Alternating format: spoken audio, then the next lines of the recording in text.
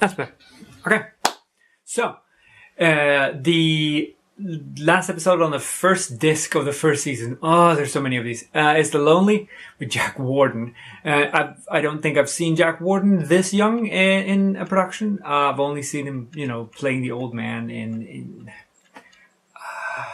while you were sleeping in toys and stuff like that. So, but he looks fantastic. He does an amazing job of being the lonely man on this little asteroid, which is weird. So the asteroid is weird.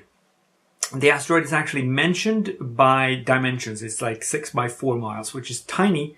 So it wouldn't have the gravitational pull of an actual planetary body. He would probably just float away, just like the atmosphere. It's 9 million miles away from Earth, which is about 1/3 the distance to Venus. So it's not very far away, and yet there's no spaceships that travel by. It makes very little sense sci-fi wise. He is extremely lonely, being condemned to sit on this rock.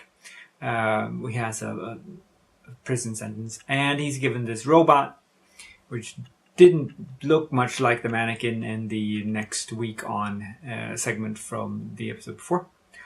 But Alicia, and he talks a bit about the uncanny valley, not in that term, but he does mention that it's a machine but doesn't look like a machine, doesn't behave like a machine, which is, touching on that, which is interesting.